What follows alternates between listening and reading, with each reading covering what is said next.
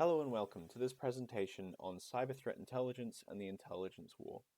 My name is Joshua Simmons Upton, and I'll be taking you through a couple of the key concepts of the intelligence war and how this affects security organizations, regular businesses, and everyday people.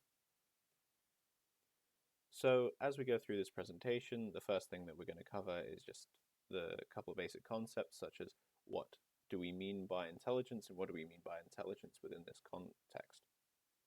Then we're going to talk about the intelligence war more generally and the asymmetry and the symmetry involved in this conflict. And we're going to turn to the players and the pieces and how they fit together and the kind of actions that they're undertaking. Then we're going to look at the intelligence activities that they are going through. Finally, we're going to come to what this means and why it matters. As I said, not only for security organizations and for businesses, but for private individuals and for society as a whole. So first of all, what do we mean by intelligence? And what do we mean by intelligence within this context? So data is a single, individual, undeniable fact. It is what is the time of day?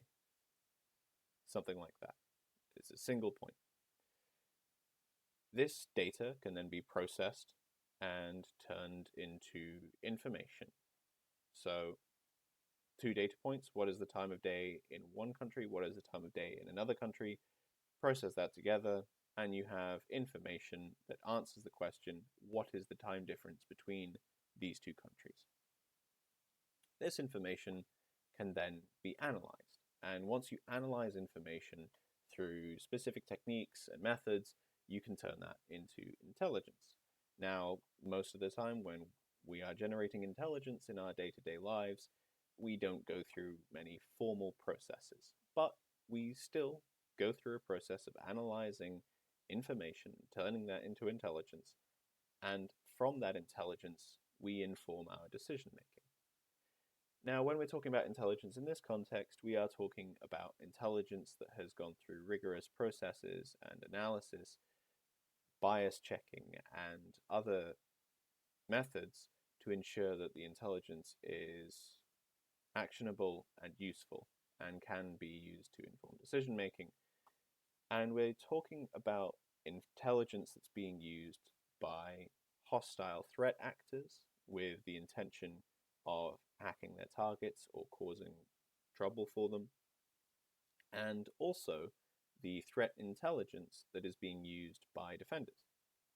Now, threat intelligence is intelligence about the capabilities, the motives, and the methods that threat actors are using in attacking organizations.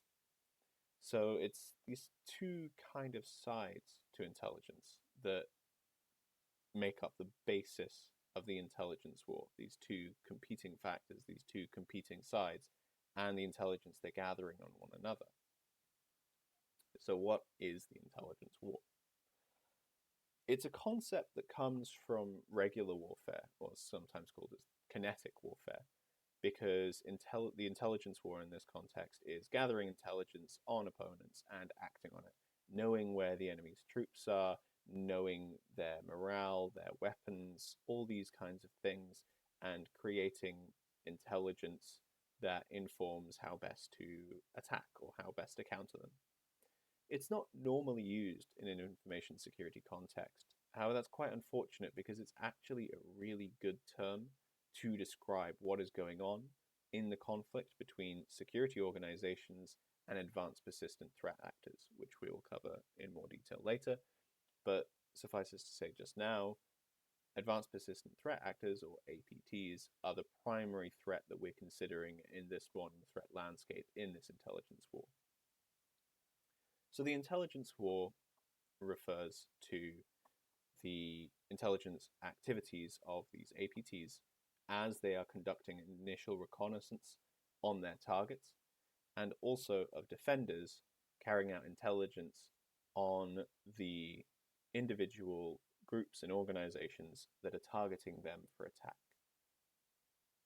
Now, this conflict isn't two armies with roughly the same size of military and resources squaring up against one another.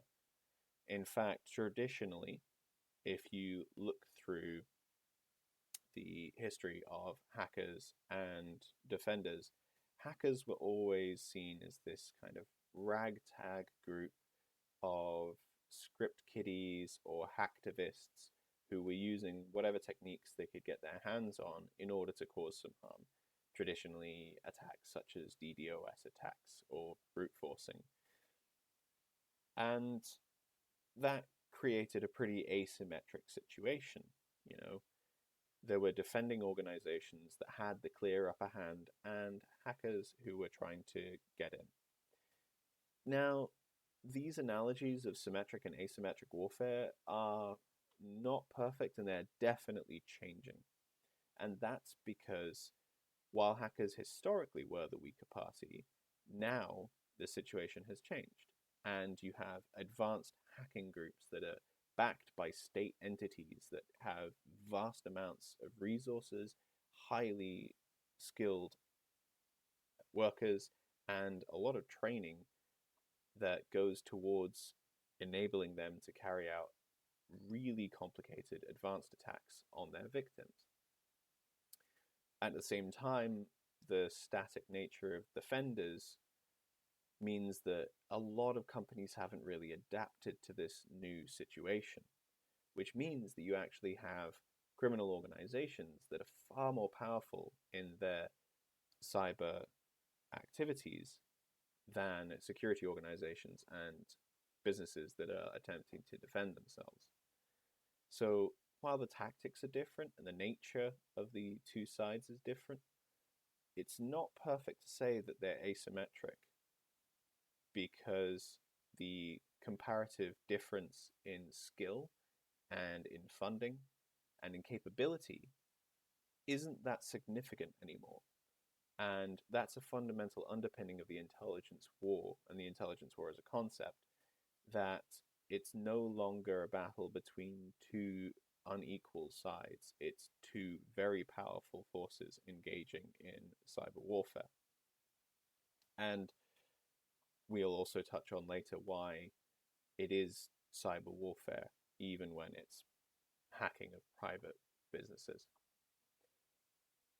What this all means is that we need to reevaluate cybersecurity and the relative positions of defender and attacker in this context. So, who are the players and what are the pieces? On the one side, you have the attackers, who are primarily advanced persistent threats. Again, that we'll explain that in a little bit more detail just in a couple slides. So, advanced persistent threats can either be state actors or state-sponsored actors. They can be sophisticated cyber criminals. They can be criminal organizations and ideologically motivated groups. They can be hackers. They can be online hacktivists. And altogether, they are just the next level of cyber threat beyond what we've been experiencing before. Their objectives and their motives are slightly different as well. They often have geopolitical or real political power projection intentions. They can have religious, ethical, or ideological motivation for their action. Some of them are out for financial gain, such as sophisticated cyber criminals who are either trying to steal something that will give them financial leeway, or potentially acting as cyber mercenaries, working on behalf of another actor to earn money that way. Some of them are engaging in corporate espionage in order to undermine their adversaries rather than specifically to gain for themselves. But then sometimes these motivations come together. So in the case of a lot of state-sponsored actors, they will steal intellectual property from private business and then provide that intellectual property to companies within their own country, enabling their country to get ahead in terms of economics and economic power. So a lot of the time, financial and political come together. And when we talk about their methods and things like that, we can talk about their techniques, their tactics, and their procedures, which is shortened to TTP.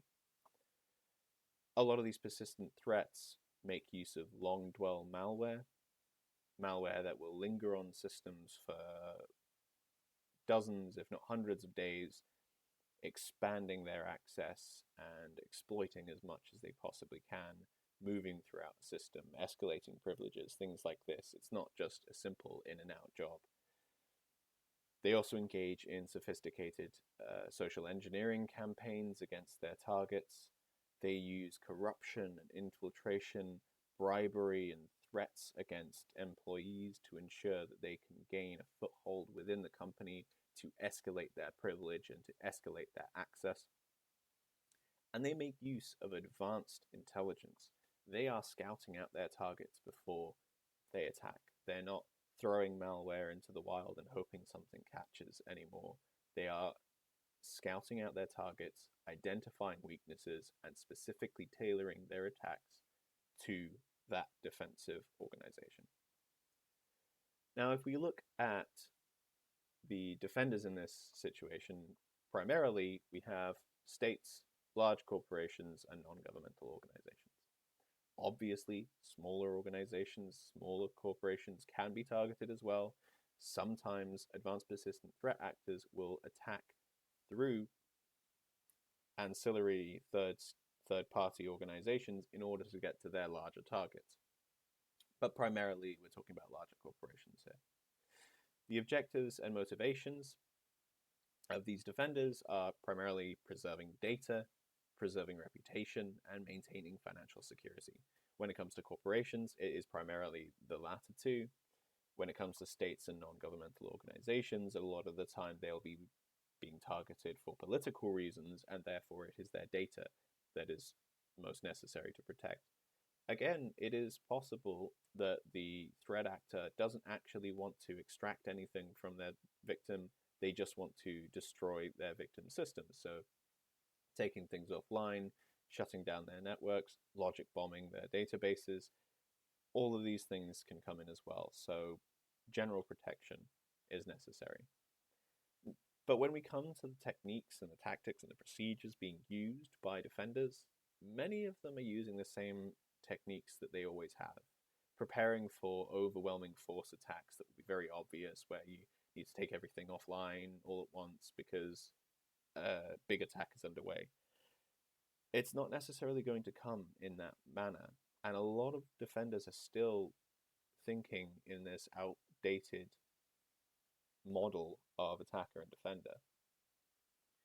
And some security postures are being based on this outdated assumption, on these outdated biases, as we would call it in the intelligence world. And that leads to an imbalance in terms of the power of attackers and defenders. And it's something that we need to change. So, going into a little bit more detail as to the adversaries that we're talking about when we're talking about advanced persistent threat actors. So they're advanced, meaning their techniques, their technology are beyond what we've seen before. They're dedicated, they are committed, and they are really ahead of the game in this field. They're persistent in terms of their activities and in terms of the nature of their organizations. They're not loose collectives that come together for a single attack and then dissipate back into the cyber wilderness. They are here to stay. Some of them have pension programs, they have full pay schemes, they have job development and promotion opportunities. They are, in effect, non-legal organizations, most of them. And in some cases, completely legal. When it comes to state organizations, then they are in their own country, completely legitimate. But they have specific objectives. They don't make use of opportunistic exploitation, and that's why they stay around for a long time. And then in terms of their techniques, it's not about overwhelming defenses, it's about maintaining long-term access. And then finally, threat, because they have a capability and intent to cause harm. They are led by intelligence, they are not led by anything else. They are skilled, they are organized, and they are well funded. least almost all of them. They all have their own designation, they all have their own techniques, their own tactics, their own goals, and because of this, it is possible to identify which is which and who is who and who's carrying out which attacks.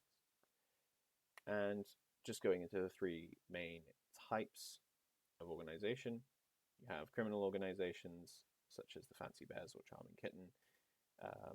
You have state-sponsored groups, for example, the Iranian Cyber Army, which is not actually part of the Iranian army. It is a non-state entity that receives tacit support from Iran. You have the Lazarus Group, which is a North Korean group that engages in cyber attacks within East Asia mainly. And the Equation Group has sometimes been called a state-sponsored APT. That's an American group. Then you also have state entities, such as individual units of the People's Liberation Army in China that engage in cyber warfare. FAPSI, which is the Russian intelligence services arm, and the Iranian Revolutionary Guard, an actual military within Iran, does also engage in cyber warfare activities. And all of these groups, it's not necessary to consider them all at the same time. For example, you don't really need to worry about the Lazarus Group if you're engaging in business in South America and you don't engage in any of the forms of business that are normally targeted by the Lazarus Group. The key thing when it comes to advanced persistent threat actors is identifying who's likely to be attacking you and how they would likely be attacking you. So, what does this lead to in terms of gathering intelligence? Well, it's an often quoted adage within cyber threat intelligence and this field that Sun Tzu said, "Know the enemy and know yourself. In 100 battles, you'll never be defeated." This is very old, conventional wisdom, over 2,000 years old. However, despite this being so well known, at least within conventional security spheres, intelligence isn't always utilized in a modern cybersecurity practice. A lot of companies and defending entities often do not know who their primary enemies are likely to be. They don't know which advanced persistent threat actors are out there. They don't know which are likely to be targeting them. And a lot of organizations can also be said to not know themselves either. They don't know where their vulnerabilities are, where their weaknesses are. They may not know every item in their IT estate, and that can lead to vulnerabilities not being identified that will be identified by an advanced persistent threat actor that is targeting the company. They will make use of that intelligence, even if the defender is not. So this is a battle that cannot be properly fought with insufficient knowledge, and it definitely cannot be won. So before we talk about the kind of intelligence that organizations should be engaging in or are currently engaging in, we'll talk about what these APTs and these adversaries are doing in terms of the intelligence they're gathering in this war.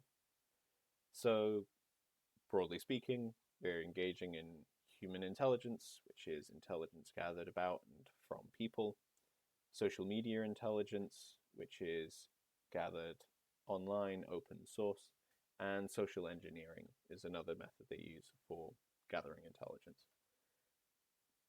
An example of something that they may engage in is LinkedIn employee data scraping. So they would use LinkedIn or other online professional resources to identify the members of the security team within an organization. They would then piece this together to create an organization chart for that particular target. They would use job adverts to identify weaknesses, either short-term, such as if an organization puts out an ad for a new SOC manager or looking for several SOC analysts at the same time, then an adversary can pretty safely deduce that the SOC is understaffed. or potentially understaffed, and therefore it might be a good time to strike. And they can also identify the kinds of systems being used within their target. If job adverts being put out for SAP ABAP engineers, or for people to run a particular identity and access management software, they know that these systems are being used in the organization that they're targeting. They can build up a picture of the internal landscape, even if it's only external in their heads. Finally, then this can all be brought together with social media intelligence gathering to identify weaknesses in what we call the human firewall. For example, if they've identified employees on LinkedIn, then they've found some personal social media accounts linked to those individuals, and they can confirm that this individual is going on holiday over the next couple of weeks. They know that their position is probably going to be unmanned or understaffed, and that is an opportunity to strike. They could also potentially know exactly which systems they're operating in. All these pieces of information fit together to create the intelligence that these adversaries need to carry out their attacks. They also will engage in scanning for vulnerable equipment and open ports through such engines such as Shodan. They will, as I mentioned before, engage in physical intimidation, bribery, corruption, pretty much any kind of nefarious means they can to create collaborators within their target organization. They will know who to target, what they want, where it is, when to strike, and how best to go about it. That's how they operate. They won't just be throwing random malware out there and hoping it sticks. They will know what they're targeting and how they're meant to do it. So if you look at the converse, often when it comes to defenders, there is non-existent or very minimal intelligence gathering on the capabilities of attackers and how they're likely to attack. While a lot of companies now are engaging in cyber threat intelligence and other kind of intelligence operations to understand their threat landscape, there are still a large number of companies who would not be able to tell you which APTs are out there and which APTs they think may be targeting them. They could have come to the conclusion that it is none. That's completely valid as well. However, if you haven't engaged in that intelligence process and that intelligence assessment first, you can't know that for sure. And then it comes down to luck of you not being targeted as opposed to actually preparing against it. Often there's this vague sense of defending against attackers, but not any particular idea as to who they may be or what methods they'll be used. And this means there's not an organized approach to responding to these threats. And a lot of companies that have intelligence capabilities just subscribe to external analysis rather than having an internal capability. And having that internal capability, especially for a larger organization that is likely to be a target, is so important because only with that internal sense and understanding can you really get an appreciation of yourself. And as Sun Tzu said, you must know not only your enemy, but also yourself. So, moving forwards to what we'd like to see in the future. Well, obviously, if we were thinking of a perfect world, the left side of this page would be blank because there wouldn't be any threats anymore. But unfortunately, APTs, as the name suggests, are here to stay, at least for the short term. So, looking to the future, what we'd like to see in terms of defending organizations is an additional objective or motive, at least an understanding that countering APTs and the desires of APTs is a necessary step in preserving reputation and defending data and maintaining financial security. It's one with all the other objectives. And when it comes to the techniques that are being engaged in, at the very minimum, intelligence should be engaged in so that these organizations understand the threats that are out there and understand why they need to act. They need to engage in counter-APT training, getting their employees to understand the techniques that are likely to be deployed against them and how to report that, how to identify that, and how to counter it. They should be engaging in threat hunting, which will be explained in more detail in the next presentation, which is looking for threats within the system, not just looking for threats that you've detected on your network's edge. They should be engaging in advanced intelligence and counterintelligence campaigns, making sure that not only are you gathering intelligence on your adversaries, but that you're actually complicating their attempts to gather intelligence on you, making use of honeypots if they're actually within your network already, or just putting misleading information out there as a more extreme measure. And finally, and possibly most importantly, cooperation with allies and authorities. It's very necessary for those of us on the defending side of this to work together to make sure that we can counter the APT threats that are out there. They're working together, at least when their ideological motivations cause them to. We have very common ideological motivations. It's to keep ourselves going. It's to protect our employees and our customers and our clients. And with this in mind, it just makes sense to work together. And through working together, we will be able to achieve much more. So, finally, why this matters and what would happen if you were to be left behind. In summation, cybersecurity has changed. It's no longer about lone wolves, individual hackers, and ill-trained gangs. The enemy is well-trained, well-funded. They are highly motivated. They get up in the morning and they want to do what they do. They want to go out and cause harm to the people they're causing harm to. But they're very professional about doing it. They're carrying out advanced targeted attacks. They know what to target, and they know how to target it. And civilian infrastructure is on the front line. Unlike old school conventional warfare, it's very modern in this sense, unfortunately, that individual businesses will be targeted for these purposes. It's not too much of a stretch to say that the war crimes of the future will be carried out against civilian systems. Targeting hospitals is a war crime, and we've already seen cyber attacks against healthcare services, such as the WannaCry attacks, and also during the coronavirus pandemic. If these are being carried out for ideological purposes or by state actors, that is a war crime. And all this means that businesses and others really need to reevaluate what it means to engage in security and to engage in securing their organization. We need advanced intelligence to be able to understand and to counter these threats. The intelligence war is being waged, and currently the attackers are the ones who actually know what's up and know how to do what they're doing.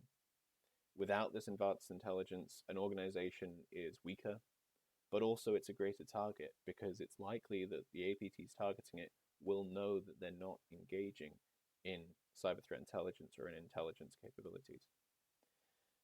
Failure to adapt could be the difference between survival and collapse for certain businesses. And for critical national infrastructure or public services such as healthcare, it could also mean the difference between life and death for people who are using those services. So, to come to the final point, cyber threat intelligence is the process that produces this required intelligence to counter adversaries in the intelligence war. Cyber threat intelligence is what we need to start engaging in if we're going to be able to, if not turn the tide, at least maintain equilibrium in this conflict. And cyber threat intelligence is what we're going to be covering in the next presentation, going into what it is, what it means, and how it can be used to help organizations in this conflict. Thank you for your time and thank you for listening. If you have any questions at all, please address them to info@turnkeyconsulting.com and we will be happy to help in any way we can. Thank you.